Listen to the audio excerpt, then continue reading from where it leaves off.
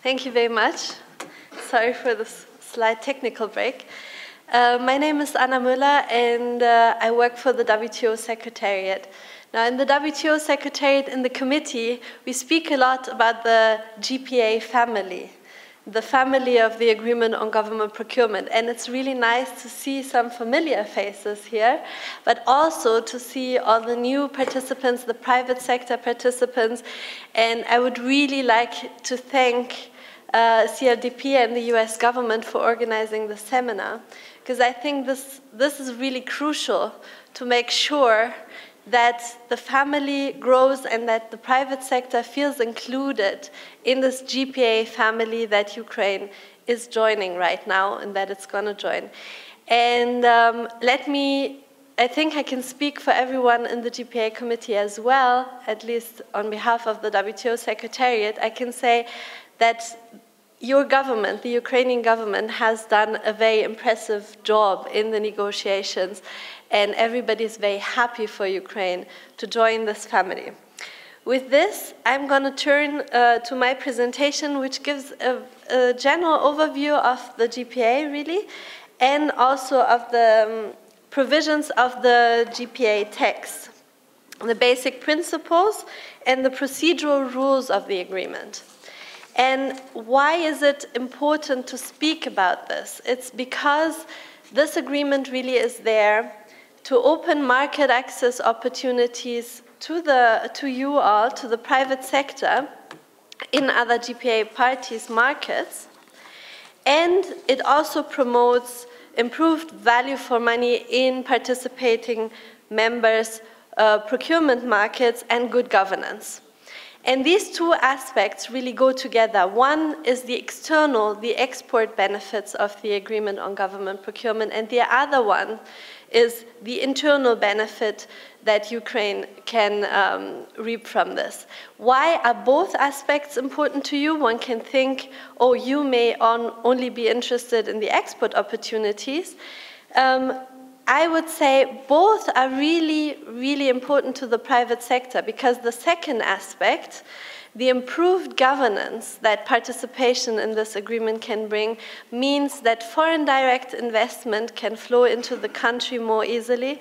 There's an increased incentive for foreign firms to invest in this market, and that really creates opportunities for Ukrainian companies also to work with foreign firms, to learn from them, and to start cooperating here. So all of this to say that really what we're trying to do is create a network and create opportunities for collaboration and for export. Now, as you may know, the GPA is a plurilateral agreement in the WTO context. That means that not all WTO members are party to it, and it's really great that Ukraine has decided to join the agreement. We're going to look at, in a minute, at who else is in there, which markets you can look to for export opportunities, and who's also joining. And I think it's great that we have a lot of the countries that are currently interested in joining the Agreement on Government Procurement and that are also negotiating accession represented here in the room. Now, Laurie already said we're also going to talk about the enforcement of the agreement, and the GPA is part and parcel of the WTO system and can be enforced on the one hand in the WTO, but we're also going to talk about opportunities for private sector companies to enforce the agreement tomorrow. What has also been mentioned already is the renegotiation of the agreement. It's a new agreement, it's a dynamic, modernized agreement, and I'm presenting here the provisions of this new agreement that has entered into force on 6 April 2014. So let's look at the membership now. Here you have a map of the countries that are currently parties to the GPA. You see the green ones, they are current parties, and the yellow ones are observers. And some of those observers are also joining. So right now, it covers 17 parties. If you count the EU as one, that number goes up a lot if you look at the EU member states as individual parties, which they are. And you see that these are really important economies, dynamic economies, and Ukraine is in very good company in joining this agreement. It shows Ukraine's ambition to become an efficient economy competing in those markets. The latest two countries to join the agreement are New Zealand and Montenegro. So we were very happy to welcome them to the GPA family last year. And here you see the countries, the 10 countries that are currently joining in the process of acceding. And Moldova and Ukraine are the ones that are almost there. The only thing that's left to do is really the ratification of the agreement according to the internal constitutional provisions and the submission of an instrument of accession to the agreement to the WTO Secretariat. So it's only a formal step really from our point of view. And the negotiations have been concluded already for those two countries. Other countries that are joining right now include Australia, which is very active, Tajikistan, which is very active, the Kyrgyz Republic, very active, and also important economies such as China. And what you see on the slide as well is 6 WTO members that have commitments to accede to the GPA. They took on these commitments when they joined the WTO. And there again, you see a big variety of countries. For example, Macedonia, Mongolia, the Russian Federation, Saudi Arabia, and Seychelles. In a bit more detail, how am I doing for time? I think I still have a bit of time, right? Good.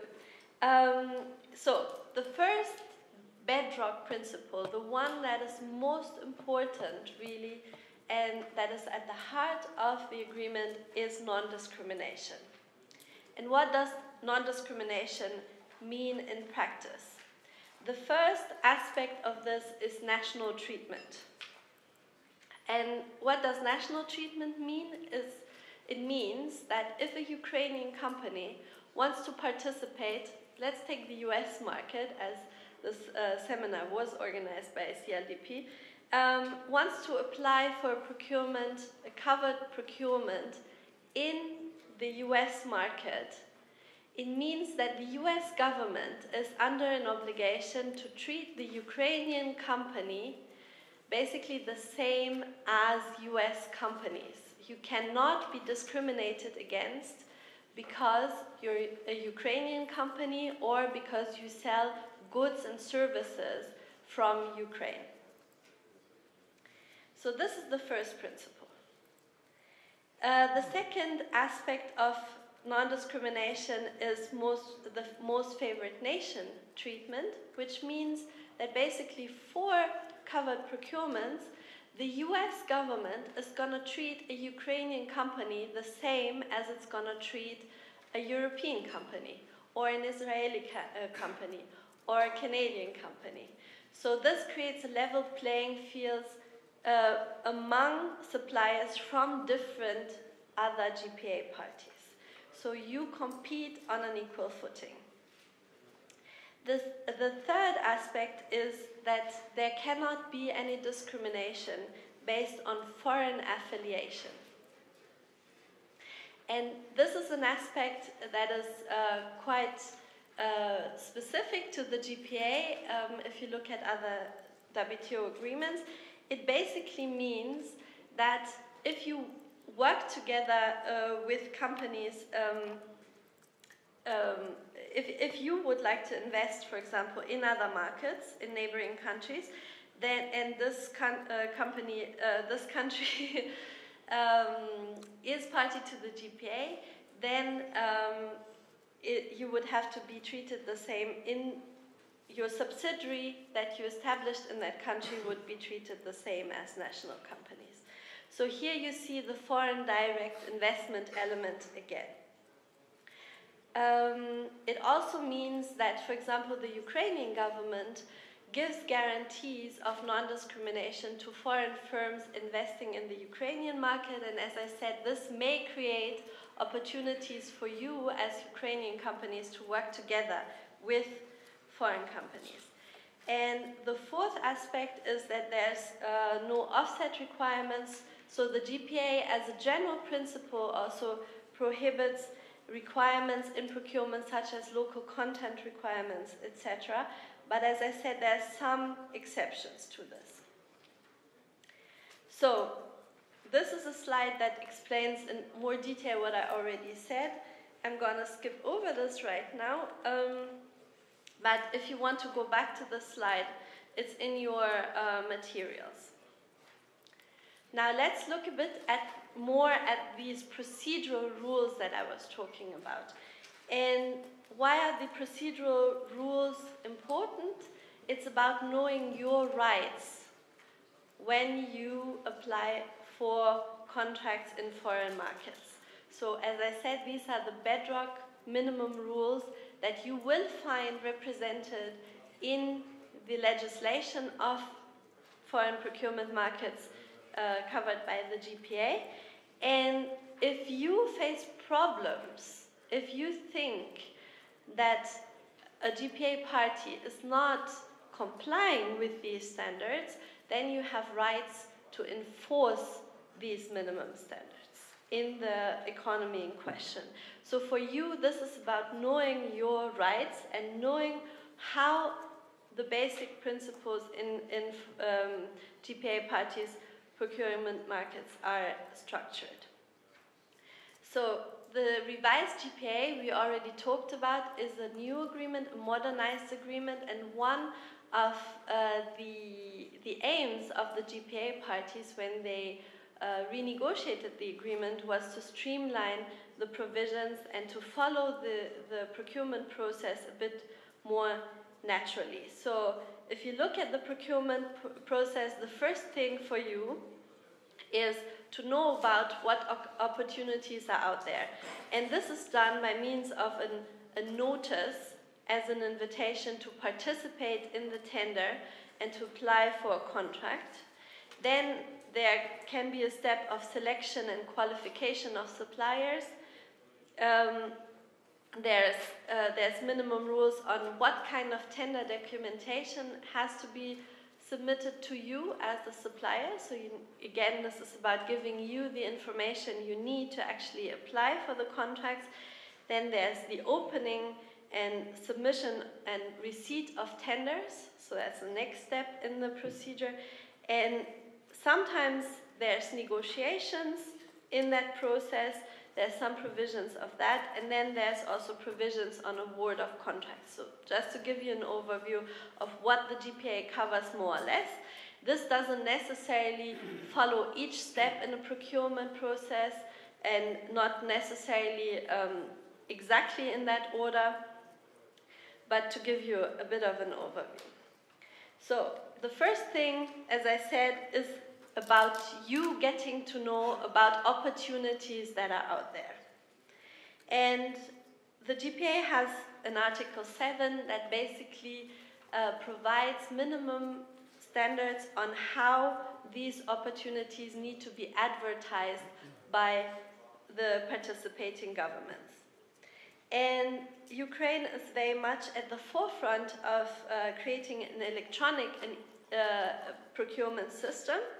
You see that the GPA has some provisions on electronic publication of these notices, and it basically makes it compulsory for central government entities to provide notices, so information on these opportunities free of charge and through a single point of access. And I'm very happy that different participating economies are going to give you presentations here to show how they're doing this, basically. Alternatively, there can also be paper medium or in addition publication of this. This is the old standards that are sometimes still followed. And the GPA also gives you basically minimum standards of what kind of information needs to be in that notice. Then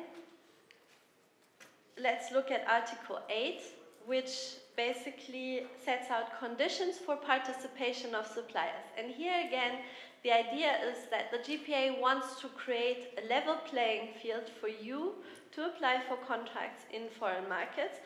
And it basically says that the selection of participating suppliers has to be done according to predetermined, limited, and objective conditions for participation.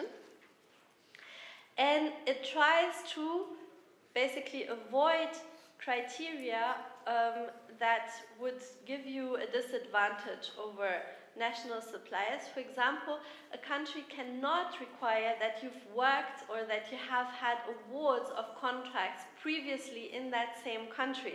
They have to take into account experience that you've gathered abroad. So that means that the GPA really seeks to favor your participation in that market as a newcomer, potentially.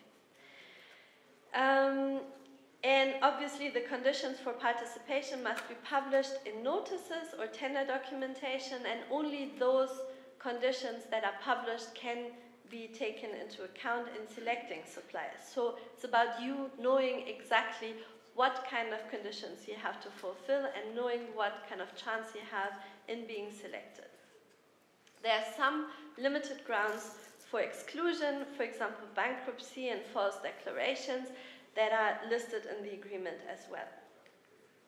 Again, what the GPA is about is creating a level playing field for you. And this is also true with regard, for example, to registration systems or qualification procedures. These cannot be created with the purpose or the effect of creating unnecessary obstacles to you as a foreign supplier. And if the country basically decides to limit the number of suppliers that can participate in the contract, then or in the tender, then those selection criteria have to be indicated in the notice. Again, level playing field, the information has to be given to everyone at the same time.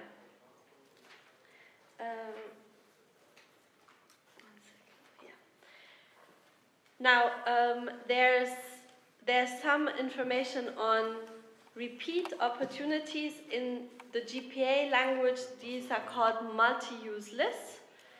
So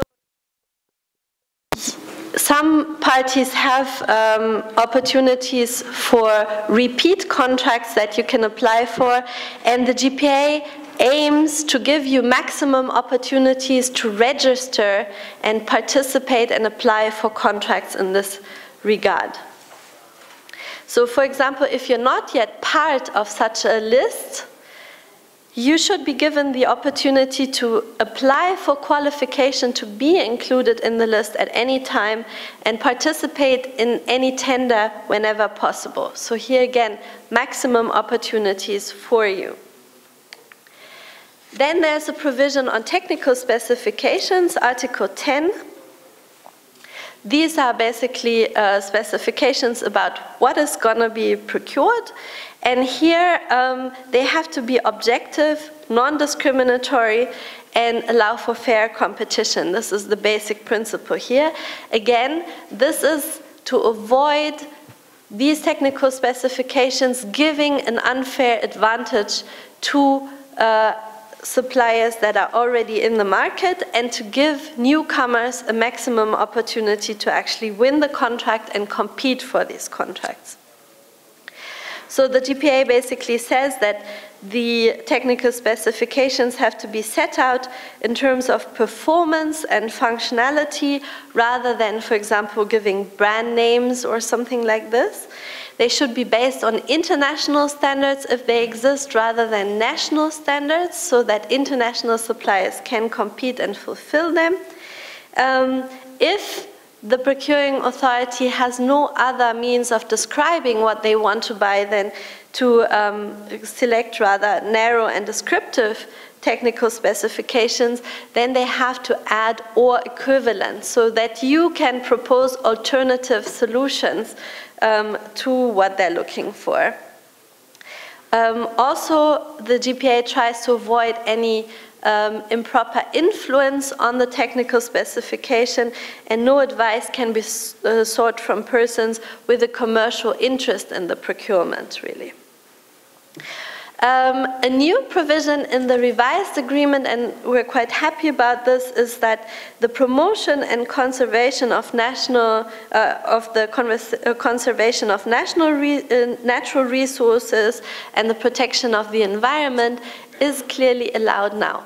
So these are objective standards from the GPA's point of view, and the GPA tries to promote sustainability in that regard.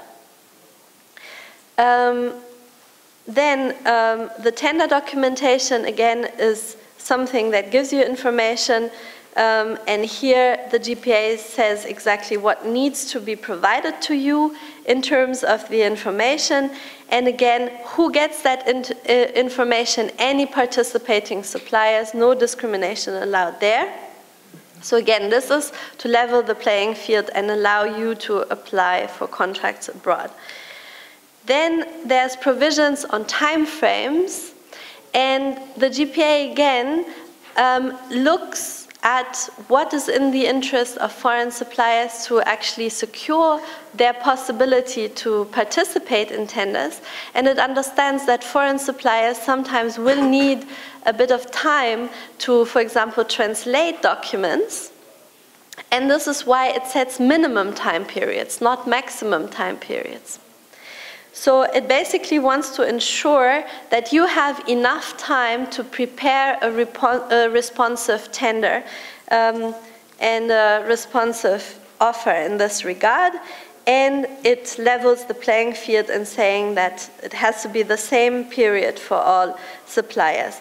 The minimum time that you'll always have to apply for a contract is 10 days. So this is the general rule.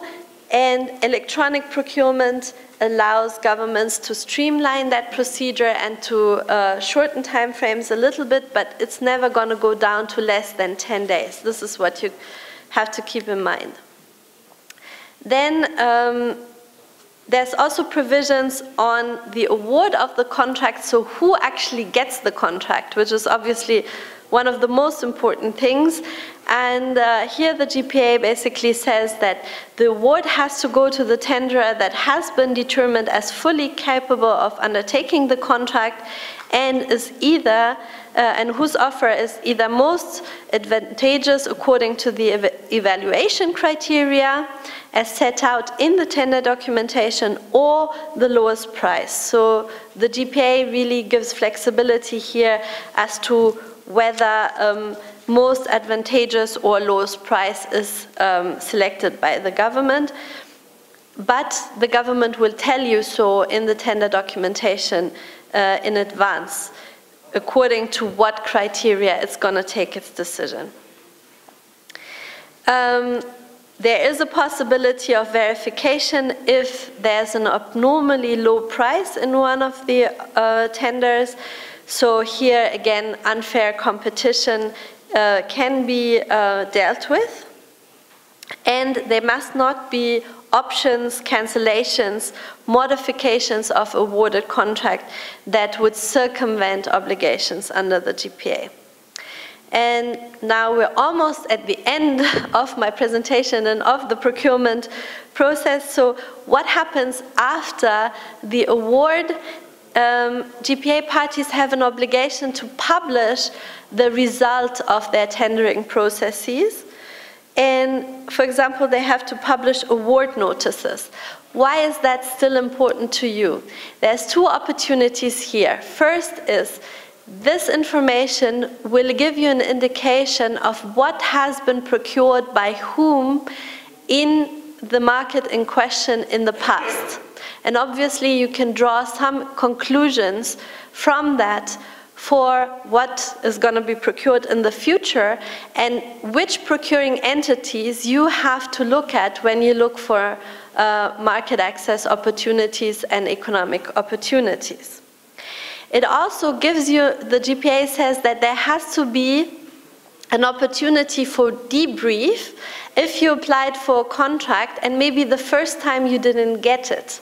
And this is something that's really very important because sometimes it takes a bit of time for suppliers to actually learn how to work in a certain procurement market.